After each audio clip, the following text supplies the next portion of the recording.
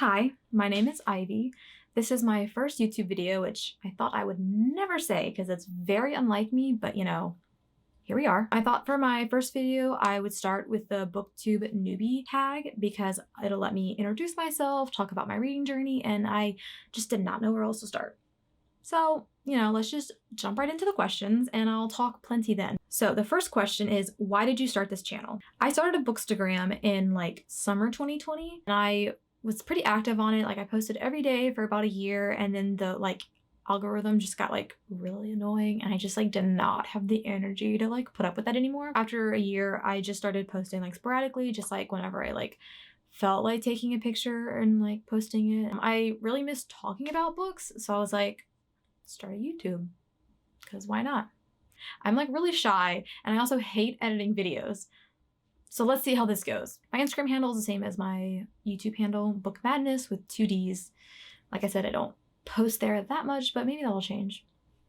The next question is, what are some fun and unique things you can bring to BookTube? I don't really know the answer to this one. I'm a really weird person, but I don't know how much of that I'm gonna share with the internet. So I'm not really sure what I'll bring to BookTube other than, my personal recommendations, which each person has different recommendations. So that'll make me different. I don't know. Just me being me.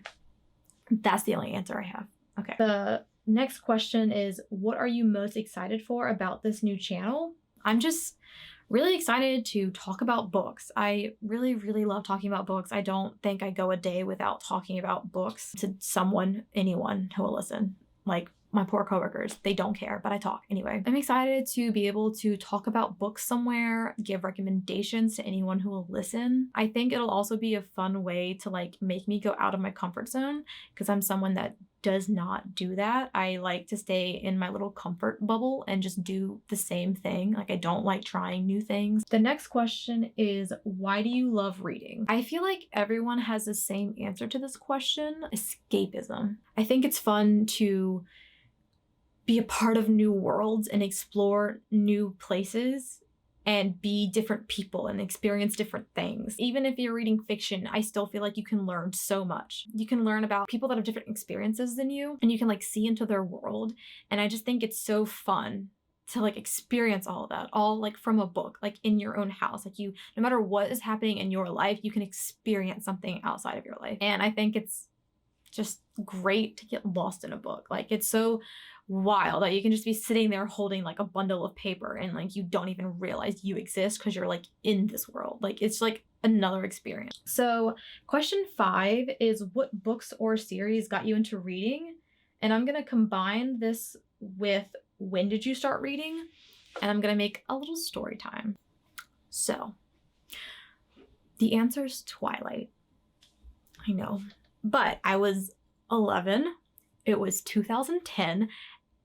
Everyone was reading those books, watching those movies, talking about the love triangle. I just wanted to know, okay? So I begged and begged my mom, and she finally let me watch the first 2 movies, Twilight and New Moon. She watched them with me. And then we were able to see Eclipse in the theater when it came out, a couple months later, I don't remember. And I was just dying to know what happened in the next one. And then I found out I could read the book and then know what happens before the movie came out. And 10-year-old me did not grasp that movies were based on books. So I was just like, what? And so I read Breaking Dawn and I loved it. I loved that it had a Jacob point of view, because I really like Jacob. I didn't ship him with Bella, but I like Taylor Lautner's hot. Anyway, so then I read the first 3 books after reading the 4th one. I was 11. I don't know, I guess it sparked something in me and I started reading after that. I don't know how I got there, but the next series I read after that was the Maximum Ride series by James Patterson.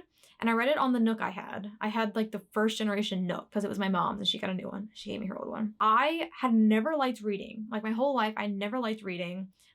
As a kid, in elementary school, I read Junie B. Jones and Magic Tree House and Goosebumps, but sporadically. I did not like reading. I barely read for assignments. I did not care about reading. So to read 7 books in 1 week was wild for me. And then after that, I read all kinds of YA popular series. The answer would be Twilight technically, but I would rather credit Maximum Ride because I read that series literally more times than I can count. Not the last two. But the first few. literally cannot keep track of how many times I've read it. So I was reading like pretty regularly until I was like 16.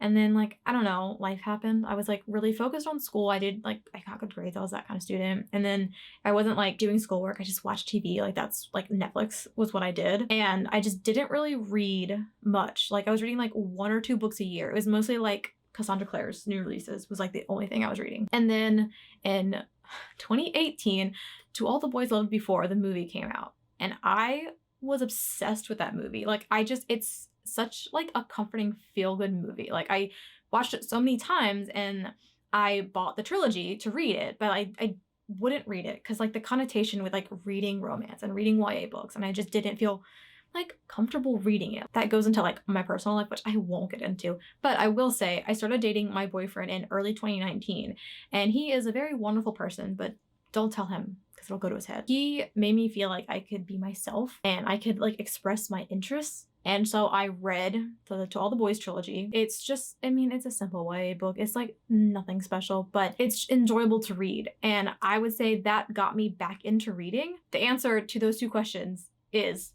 what got me into reading originally was Twilight and Maximum Ride back in 2010. And then what got me back into reading again was To All the Boys in 2019. So those are the answers to those questions with a long story. That was probably too long. So next question. The next question is, what questions would you ask your favorite booktubers? My favorite booktuber is Sarah Caroli. I love her. I think she just seems like so sweet and fun and like such a great person. I want to ask her everything because I want to be her best friend.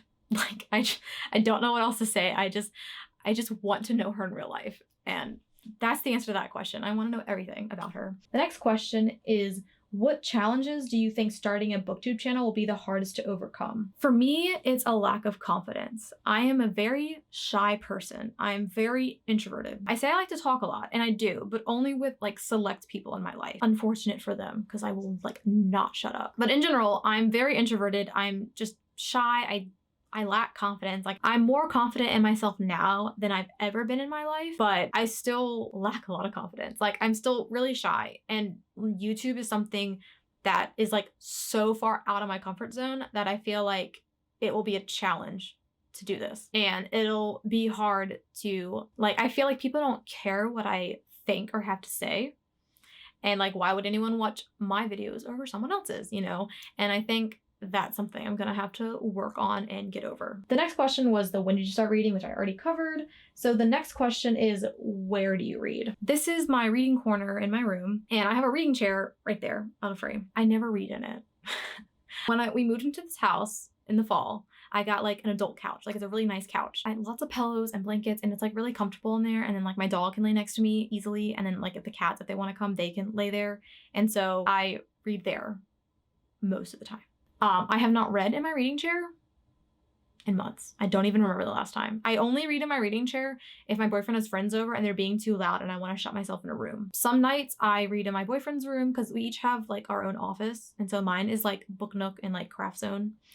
And then his is Gamer Zone. So I have a reading chair in there. And if we want to like spend time together doing like different things, then I'll sit in that reading chair and read while he's like playing video games. I do read there sometimes. I'm also going to lump this under this question. So that's when I read physical books. I always have a physical book, an ebook, and an audiobook going at the same time. So I can like, I try to fill my day with like as much reading as possible. I work 2 jobs. I have a Monday through Friday office job, like 9 to 5. And then I have a part-time job on the weekends. So I'm always tired. I also live with 4 cats and I'm allergic to cats. So like that can contribute to being tired. But I go to bed by 10 o'clock every night. And then I work so much that I just don't have much time to read. So I try to fit in reading whenever I can. I listen to audiobooks at my office job and like while I'm like cleaning the house. And I have an ebook on my phone. So I read that like on my lunch break at the office job. And if like the part-time job is like slow and I have downtime, then I can read the book on my phone while I'm there. So that's where I read the other books that aren't physical books. So there's that answer. The next question is, what kind of books do you like to read? I would say I do read a little bit of everything. I have read every genre, not like subgenres. I haven't read all those, but I would say I've read every genre and I have enjoyed some books from every genre. As like a teenager, I read like all the YA books I read were fantasy or sci-fi, and I liked it with romance in it. As an adult, I don't know if I like read too much of that then, but I'm like not super into fantasy or sci-fi as an adult. I read it sometimes. It just like depends on the book. My favorite genre as an adult is thrillers and mysteries. I lean more towards thrillers because I think they're just more interesting to read. I like the suspense of them. My second favorite genre is romance. I like fluffy romance. And like I said earlier, you know, there's so much connotation with reading romance that that's something I never would have admitted before. And I just did not read much of it before. But now, you know, romance is great. You know, I love a good fluffy romance where you have to like put the book down and like cover your face because you just can't stop smiling and giggling. Like I eat that shit up, okay? The last question for this challenge is, what does your book collection look like? You can see like a little bit behind me, but I'm gonna make like a video just on like my little book nook because I'm like really proud of it. And it's not like my dream book display, but it's exactly what I was picturing with the space I have in this house. So that'll get its own video because I love showing it off and no one who comes to my house really cares. So that is the end of the questions. I probably talked way too much, which I have a habit of doing. I wanted to end this video with introducing all of my pets who may or may not be in future videos. It just depends on their behavior. So we're gonna start with my dog, who has been sitting over there in my reading chair the whole time, which by the way is another reason I never sit in my reading chair, is because there's always a cat or a dog in the reading chair, just by the way. All right, this is my dog Bailey. He is turning 18 in a couple weeks. He is a very, very old man and he only has 2 teeth. So if you see his tongue sticking out, it's because the 2 teeth are on the same side. He can't see very well. I don't know if you can see the blue in his eyes. He's been going to an eye vet. We're working on fixing that. And he wears diapers because he has accidents.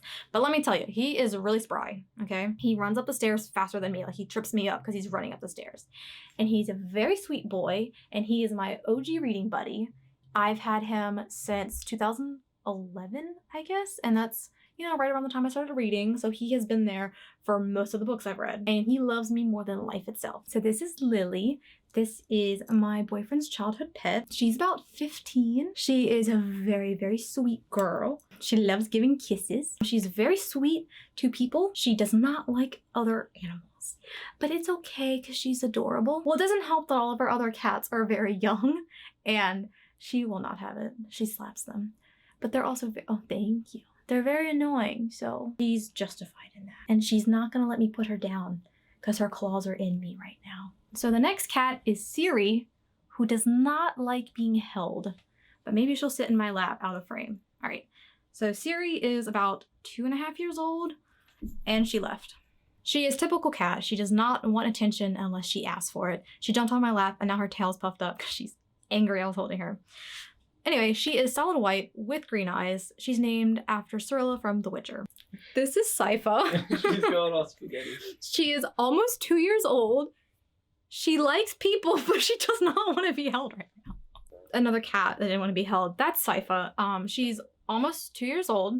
I found her as a little teeny kitten. She was about 6 weeks old. She was in the middle of a road one night and her face was like cut up and bloody and I had to pay for surgery. To be the only cat we got for free, she's been the most expensive cat. She usually really likes attention, but she's also really skittish. Like if anyone unfamiliar is in our house, she hides. But anyway, her name is Sypha, after Castlevania. And this is our newest addition, Cooper. He is a spotted tabby who, please let me hold you. Do you see him? He's our newest addition and he is the worst one. He is a monster. We love him, but he's like having a puppy that can get on any surface, okay? He's destroyed so many things. Anyway, he is a little over a year old. We've had him only a few months. He's our only boy cat, but he is named Cooper after a video game my boyfriend liked as a kid. So those are all of our furry pets. We also have a bearded dragon who's like in the kitchen. His name is Ember. He is turning 4 soon, I think. I got him like January 2nd, 2020. And he was like a couple months old then, so he should almost be 4. And he does not like me. I know you've like probably seen videos of bearded dragons that are like all cuddly. Not mine. He likes pets and that's it. If I pick him up, he scratches me. Those are 6 pets collectively. I'm not like a crazy cat lady. I mean, I am just a little bit. Just a little. That's it for this video. I talked a lot and you learned so much about me you did not need to know, but here we are. Thank you for watching, and I hope you watch the next one. Maybe. Okay, bye. Bailey, honey, can you please lay down? Please. Do you want to get up there? Ooh, ooh. You can lay down right there. Yes, you can. Lily, who doesn't know how to be held. Baby girl. Hi, she can't read. I don't. Hi, baby. Oh no, Hey. She's not having it today. This is Sypha. Oh. Please. Please. It's because I always hold her like a baby. Ow.